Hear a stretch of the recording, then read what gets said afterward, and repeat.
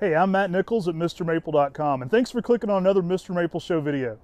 Today we have a unique video where we're going to talk about a couple of our upcoming things and some different size examples of what to expect in our 1 gallons. We're going to be talking about Acer palmatum Tattoo and Acer palmatum Kurenai Jishi. Now we're out of leaf right now. This video is being shot in January of 2022, so these are kind of the size examples you could expect around that time frame. If you're looking at these in a year, they may be slightly larger or slightly smaller. So these are our size examples for now, but we hope you enjoy this, and thanks again for clicking on a Mr. Maple video. Hey, I'm Matt at Mr. Maple. And I'm Brian at MrMaple. And we're going to be talking a little bit about tattoo. That's the first one we're coming to today. Tattoo is a very popular form of the Mikawa Yetsubusa. It's kind of a denser, smaller habit Mikawa. Not really denser, but smaller overall. Mikawa is that tight shingled layering, and that's exactly what you can expect with tattoo as well. It's a very tight-knit plant and very small and compact. It's a great one for container gardening or just anywhere you're looking for a smaller overall maple in the garden. Did you grow this one in your garden before? I did, yeah. I had this one kind of up next to the house. I had several other shrubs along the house there that were a red color, and I put the tattoo right in between those, and it was just a great spot for it.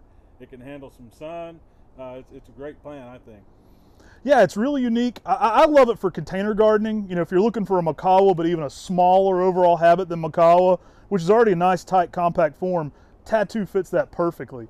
Now, I'm too young to remember the show, but I think it's like, is it Love Boat, maybe? Love Boat. I think that's where tattoo was in. I don't remember. I know there's a little guy that yells the plane, because everybody that's at a certain age tells you what it's from for sure. Right. I'm 40, so I may be just a little young to remember the show. But there's a smaller guy in stature in that show named Tattoo, and I believe that's where it comes from. But a really cool overall plant. It's one we'll probably be doing more of a deep dive into on Mr. Maple in the spring. We wanted to give you a look at this out of leaf and just a kind of a quick overview. This is one you'll see in an upcoming release here on an upcoming 10 at 10. So what do you think the biggest characteristic difference between this and a standard Mikawa that people would really kind of know what the big differences would be?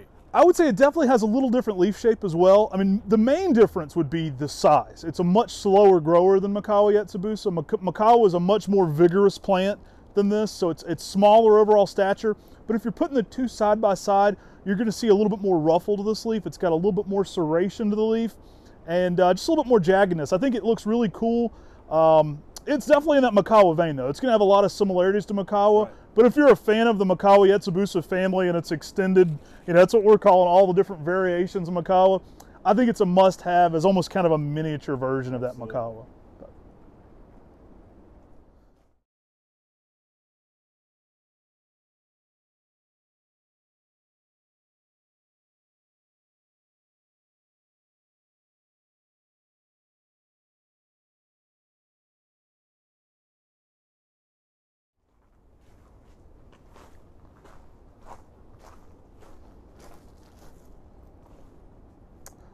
So the other tree we're going to cover in the video today is Kurenai Jishi. This is another Acer palmatum that's a great compact dwarf variety.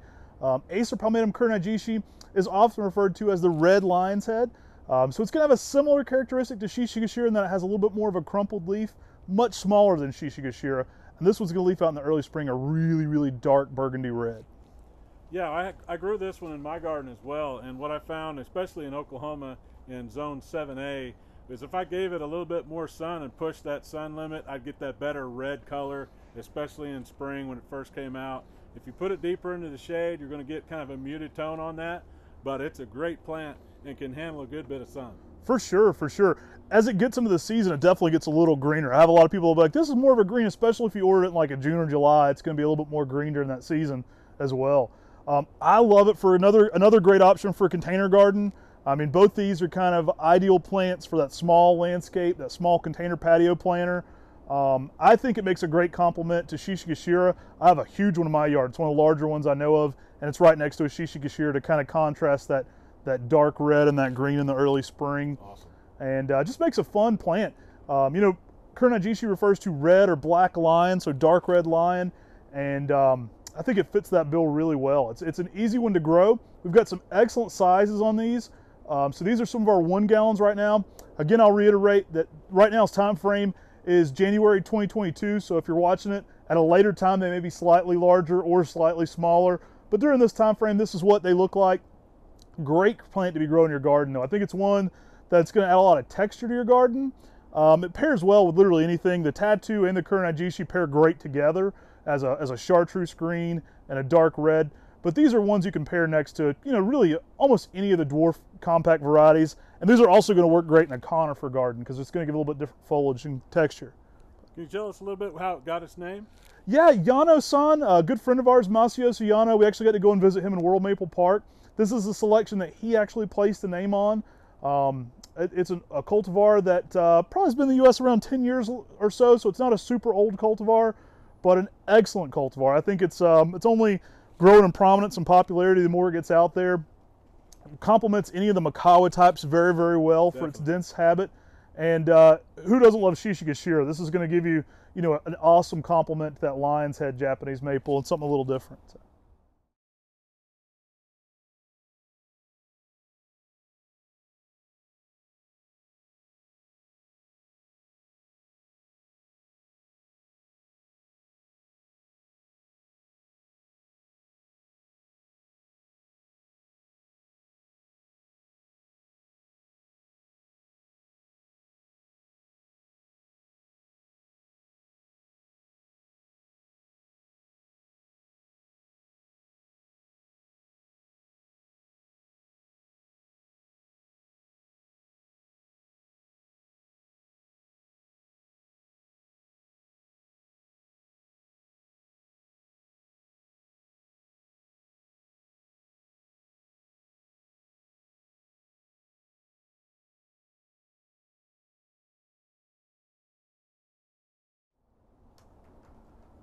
Hey, thanks for watching our quick overview on Tattoo and Kurenai Jishi. We'll definitely be doing a deep dive and focusing more on these in individual videos about these cultivars, likely when they're in leaf this spring. So look for these on upcoming 10 at 10s. We had 10 new exciting plants every single Tuesday at 10, so that's an email you're going to want to be a part of.